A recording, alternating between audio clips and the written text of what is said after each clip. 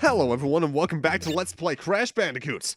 In the last part we continued on the third island and now we're entering my third least favorite level theme in the game, the Slippery Climb theme. Which is also the only level of its theme in the game. There was another one planned but I'll get more into that in a moment. Slippery Climb in of itself though is the second longest stage in the game that's very easily backed up by the N.Sane trilogy's relic times. Because I already mentioned that the platinum time for Sunset Vista was about 3 minutes, 30 seconds. That's about how long this one's Sapphire Relic is. And, that's ridiculous. As for this stage in of itself, though, fun little fact, in the Japanese version, speaking of Sunset Vista, this was switched with it in level rotation, which I think is a horrible decision because this stage has a lot more tricky platforming.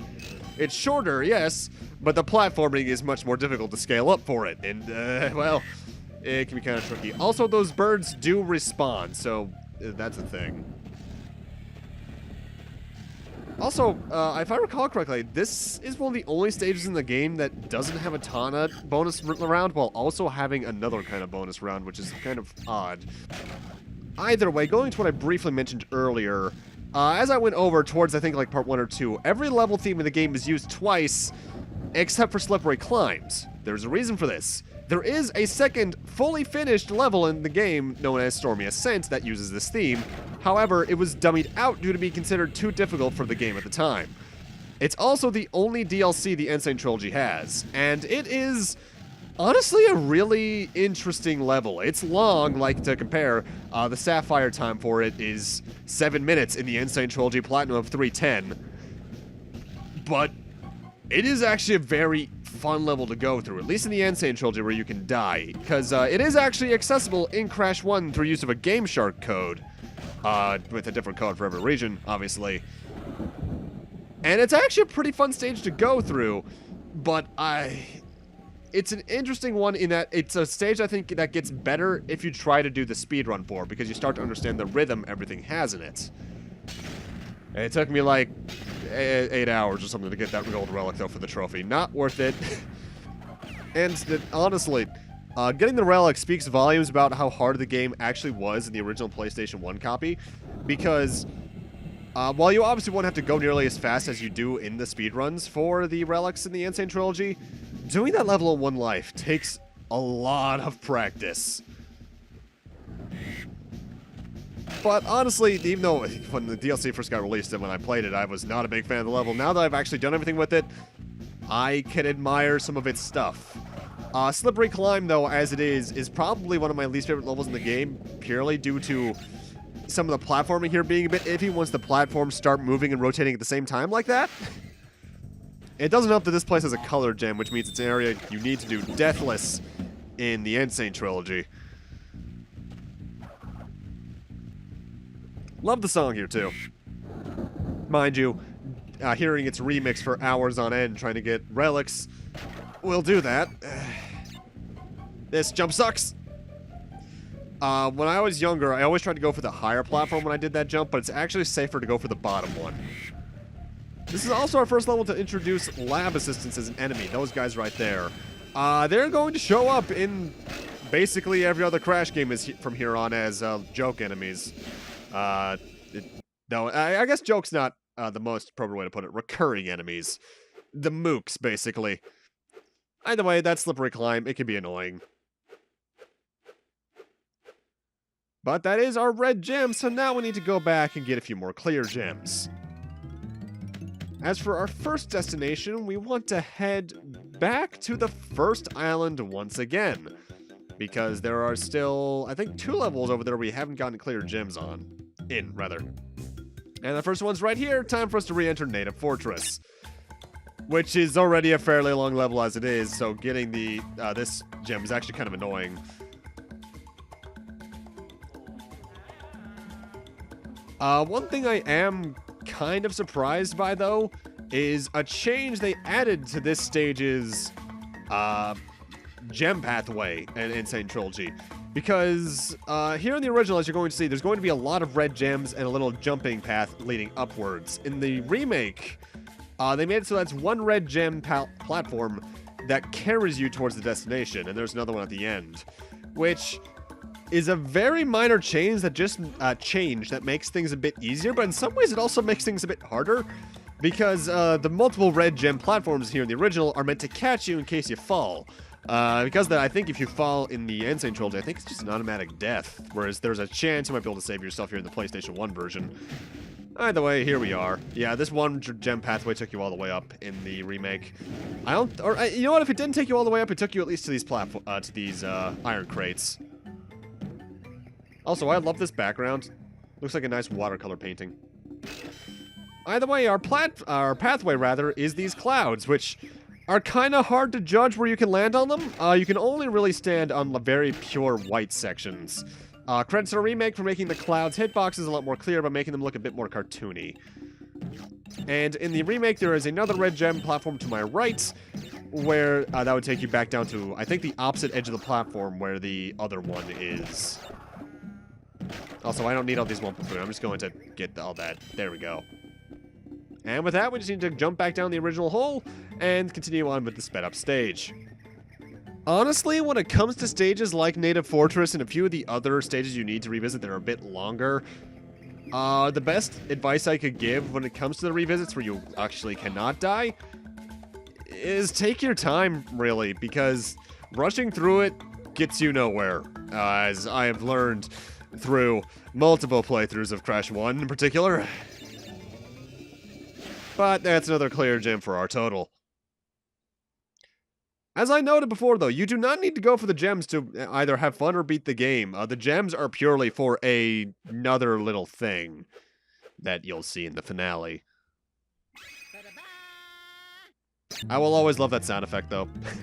That's honestly probably the reason I always go for 1 or 2 gems whenever I play this game normally, because I want to hear that ba-da-ba! Either way, though, if you recall, when we were going through the game, there are 2 stages that need the red gem, and because of that, it's time for us to revisit Road to Nowhere. Ugh. I have stated my distaste for these stages before, but I really do hate these stages. High Road is worse than Road to Nowhere, but either way, about halfway, 2/3 of the way through the stage is where our first platform is. And yes, I said first, this is one of the few stages that has 2 gem platforms in it. And it leads to, I guess, kind of a shout out to Sunset Vista. Honestly, this kind of reminds me of some of the bonus stages we'll see in Crash 2 onwards. But it is really just a platforming puzzle. You're supposed to be able to hit that exclamation mark block, rather, without landing on, without hitting the TNT block, rather. But I've never been able to do it. At least I think that's what you're supposed to do, unless you're supposed to come in here with an Aku Aku, in which case that's kind of beginner antagonistic. Not beginner antagonistic, that's just dickish design, rather.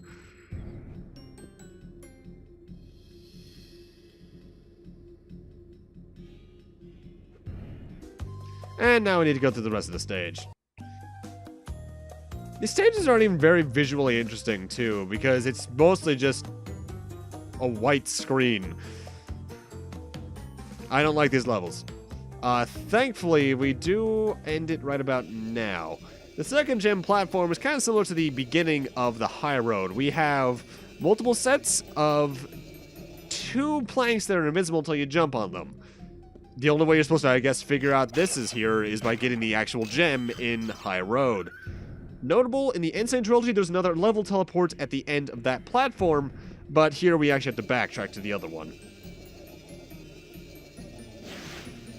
And with that, that's that revisit done. With that said, though, I believe our business is not only almost done on the second island, but entirely on the first, unless I'm just forgetting about something dumb, like a dumbass.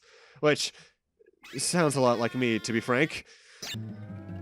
So with that, let's just head back to the third island. Next level we're heading into is, I think, Lights Out. Yeah. Oh boy. Lights Out is a level that a lot of people do not like for good reason. It's a darkness level. When you grab Aku Aku in these stages, you only can have 1 of them at a time unless you bring 2 in. And he lights the pathway for you. Every single Aku Aku is a restock on your light because the light is only temporary. There are certain points, not points. When you die, when you respawn at a checkpoint, you will then have a spare Aku Aku there for you, just so you can actually have some light. Notable little glitch with these levels, though, because there's 2 of these. If you enter some of the stages with 2 Aku Akus and don't die, some of the obstacles will have their orientation altered accidentally. I don't like these stages too much, though. I like them more than the Slippery Climb, Road to Nowhere, Sunset Vista themes, but kind of an annoying thing about these levels, though, is that if you spin enemies, because when you spin enemies, they become projectiles moving in the direction that you span them, you can accidentally trigger later Aku Akus than you're meant to. Later Aku Akus earlier than you're meant to, rather. And because of that, you might run out of light time. Either way, these guillotines are what I was talking about. I guess they're not guillotines, they're pendulums. Either way, they're what I was talking about earlier. If you enter with 2 Aku Akus, some of them might have their orientation so that they're coming towards and away from us, rather than from side to side. Also, I died in this stage, so I might be wondering, Kyle, what the hell, you're not gonna get the gem now? It was very hard to notice, but this is actually a level that you cannot get the gem in on your first playthrough. You need the yellow gem in order to get it in here. So, for now on, we're just going to move on to Jaws of Darkness, which is our second temple theme, temple interior themed level, rather. Interesting little quirk about this level, though. In the English PlayStation 1 version, this level is a bit unique in that it's the only level that has a color gem pathway where you get the color gem in an earlier level. You need the blue gem to get everything here. On the Japanese version, Road to Nowhere shares that due to the red gem being moved, but that's neither here or there in this version's case. However, what's interesting is that this level was originally meant to be on the second island along with the other temple interior stage. I guess it was moved due to difficulty spike reasons. And because of that, it would imply that all colored gem paths were supposed to have their matching gems found in later levels. Which, I'm not sure if I'm a fan of that design mentality. I get why it's like that, but I would also partially leave some of them just up to the skill of the player, whether or not they can get them earlier on to help them out later. Crash 1's also the only game in the series that almost purely has that design philosophy. Crash 2 onwards, you can find a lot of the color gems a lot earlier, making their paths found much later, especially in 2 levels case between Crash 2 and 3 particularly.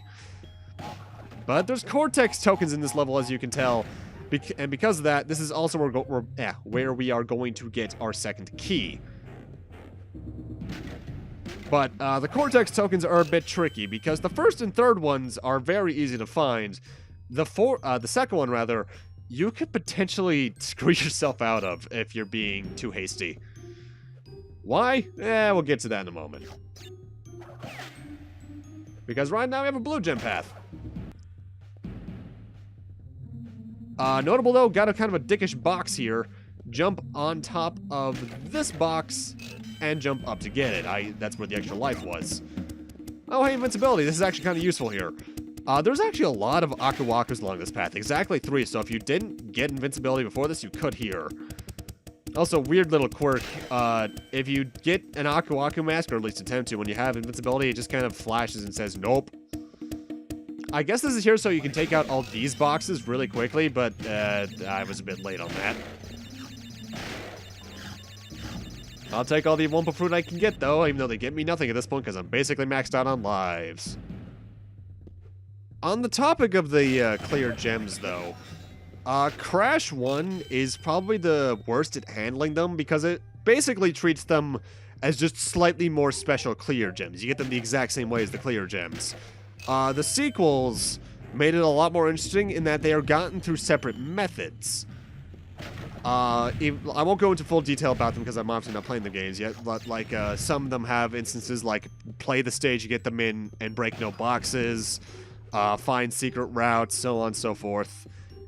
And I like that mentality quite a bit better. Heck, you can even get some of them early if you know how to play well enough, with some of the upgrades later games give you. Because Crash in Crash 1 is not very mobile. Also, this is where you can potentially get screwed out of the second Cortex token. It's in this question mark crate. However, if you spin into that Cobra there, especially at the wrong angle. It can fly over in this direction where I am and destroy that TNT block, causing it to explode, screwing you out of the Cortex token. Also, more invisible platforms. You're technically supposed to come at this from the opposite angle from the later Wumpa Fruit there, but I just know it's there, so I take it from here. Either way, with that, let's get our third Cortex token and get sent into the second Cortex bonus stage. Notable. This is one of the two special stages in the game. My audio is freaking out there on the recording side, so that's why I was standing still in particular there for a moment. As I was saying, this is one of the few special stages in the game, one of two, I think, that you can actually not get every box in the original version. One of them, I think, was one of Sunset Vista's ones. I think it was the Tana bonus stage there. And the other one being this, because, as you can see beneath me, there is a block behind that steel block that I cannot reach. They changed that in the remake just to make it feasible, though. And there we get our second key. So now another level has been unlocked, particularly above Lights Out. And now we run all the way over here. Honestly, I really do like the temple-themed levels, though. The interior temple-themed levels, at least. Not so much the exterior ones like Lost City and Sunset Vista. Which I guess those are more city-themed levels anyway. Because these actually give some fun platforming, though I think the camera could be a bit better.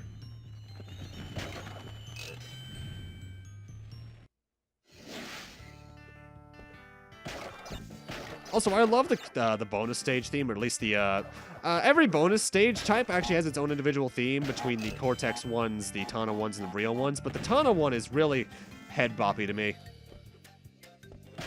Something about that xylophone, man.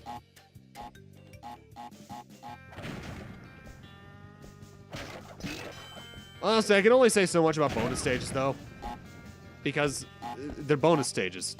Oh, that's graphic. Crash actually has some pretty funny death animations in the series. Crash 1 doesn't have as many as Crash 2 and 3 would in terms of humor. The N.Sane trilogy technically has the most because it has the Crash 1, 2, and 3 ones. And it even added a few in Crash 1's case, I believe.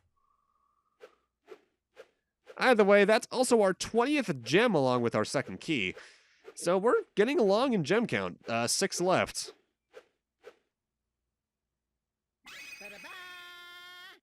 You getting tired of seeing all those gems walk around, though? I know I am. Either way, with that, let's actually head back to that bonus level and take care of it. Time for Fumbling in the Dark, which is a bit unique in that I think it's the only stage that has 4 words in its name. It's our second Lights Out stage, though. However, it's also one where you need to backtrack immediately, similarly to the high road, to get some boxes, which are mostly just 1-ups and pointless Aku-Akus. I don't get why those are there, but they are, so oh well. Also, I believe the glitch I was talking about in Lights Out is still doable here if you bring in 2 Aku-Akus. I don't know why it is, but it's there. I do believe the area where I got those lives and extra Aku-Akus, though, isn't there in the original design, so I guess that was added in because they felt it was too easy to get all the boxes otherwise. Which, I guess makes sense? Also, very minor thing that I guess they changed just to make the levels feel a bit more unique. In the original beta for this game, Aku-Aku did not have that ghastly design for these levels. He just looked the exact same, just the fact that he gave out extra light. I guess they just made it, did that so it would make more sense as to why not only he emitted light, but also why you could only stack 1 at a time. Because I think unless you bring in 2, you cannot stack more than 2 in this level. Which kinda sucks, because I'd love to be invincible in this level, but oh well. Also, I can't tell if it's because I hesitate here, or due to the fact that the N.Sane trilogy changed some timings around, but platforms like that would automatically be coming towards you in the N.Sane trilogy. I should have died there. Oh my god. There's actually a lot of those moments in these stages. Fumbling in the Dark and Lights Out have always been some of the most risky stages for me, because especially when it gets darker, I make risky moves that I probably shouldn't and should likely kill me, honestly. But they don't because I get lucky. Also, you do not need to hold the jump button on the spiders in this level to make most of the jumps. Just simply bouncing on them will allow you to bounce from one thing to the other. These levels gave me all sorts of shit when I was a kid, though. Which, technically speaking, every level gave me all sorts of shit, but when I eventually made it to this part, after I got stuck on Native Fortress or whatever for so long, these gave me hell. Nowadays, nothing too bad, but it could still be annoying. N.Sane Trilogy makes it less so, again, due to the fact you can actually die in the levels.